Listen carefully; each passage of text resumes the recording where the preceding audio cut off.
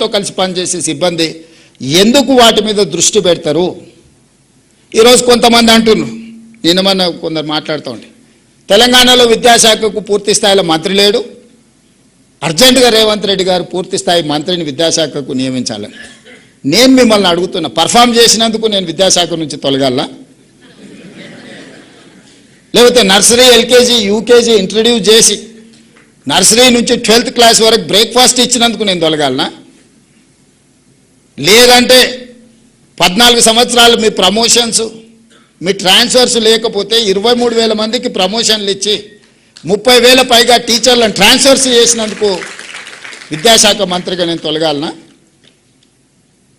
1956లో మొదలుపెట్టిన ఐటీఐలను ఆనాటి diesel mechanic లేకపోతే ఆనాడు ఉన్న నైపుణ్యాన్ని ఈ రోజు వరకు 70 సంవత్సరాలైనా అదే నేర్పిస్తున్న ఐటీఐలను ఏటీసీలుగా, అడ్వాన్స్ టెక్నాలజీ సెంటర్స్గా 119 నియోజకవర్గాలలో 119 మొదలుపెట్టి 3,000 కోట్ల రూపాయలు ఖర్చు పెడితే వాటిని అప్గ్రేడ్ చేయడానికి 86% టాటా ఇన్స్టిట్యూట్ ఇన్వెస్ట్ చేసింది. ఓన్లీ 14% స్టేట్ గవర్నమెంట్ పెట్టింది. ట్రైనర్స్ ట్రైనింగ్ టాటా ఇచ్చింది. రాబోయే 10 సంవత్సరాల ఇన్స్టిట్యూషన్స్ను వాళ్ళే నిర్వహిస్తామని టాటాను తీసుకొచ్చి ఐటీఐలను ఏటీసీలుగా మార్చినందుకు ఈరోజు విద్యాశాఖ మంత్రిగా నేను రాజీనామా చేయాలనా? నిర్లక్ష్యానికి లోనైన పాలిటెక్నిక్లను ఒకప్పుడు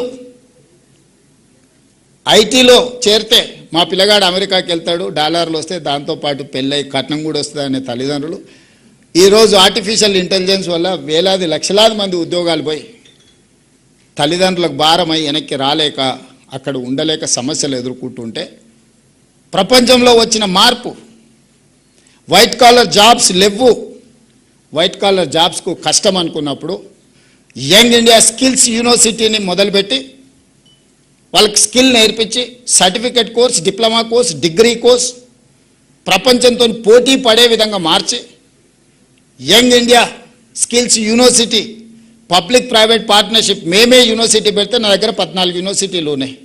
వాటి పరిస్థితి ఏముందో ఇక్కడ ఉన్న మా వీసీలు ఉన్నారు, లేకపోతే హైయర్ ఎడ్యుకేషన్ శాఖ బాలకృష్ణ గారు వీళ్ళందరూ ఉన్నారు.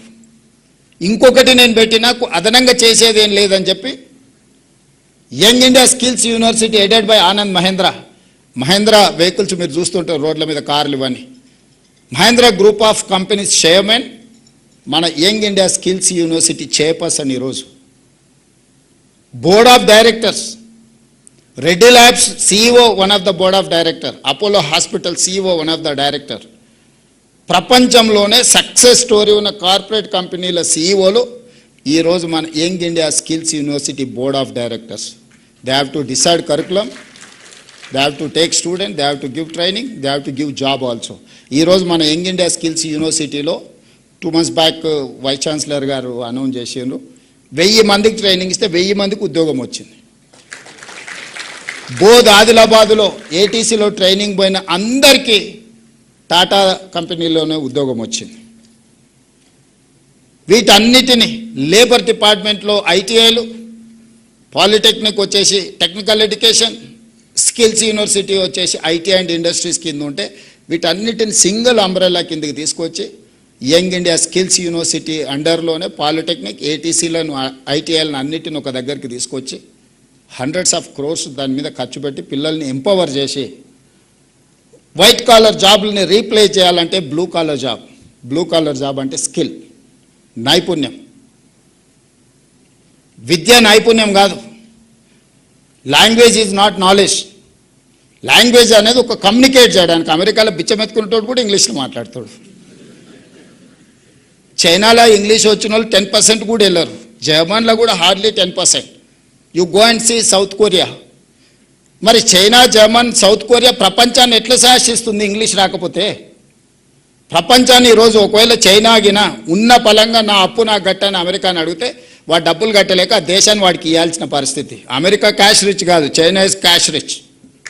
చైనాకున్న అప్పు అమెరికా కట్టాలంటే వాడి దగ్గర డబ్బులు లేకపోతే వాడి దేశాన్ని తీసి వాడికి అప్పచెప్పాలి. ఊర్లలో అప్పుడప్పుడు మనం భూమియో ఇల్లో పెట్టి అప్పు తెచ్చుకుంటే కట్టలేక ఆ ఇల్లో భూమి వానికి అప్పులోనికి ఇస్తాం కదా పటానికి. అట్లా అమెరికా దేశాన్ని చైనాకి ఇవ్వాల్సిన పరిస్థితి. అందుకే ఎవరు ఏది మాట్లాడినా ఎవరు ఏం చెప్పినా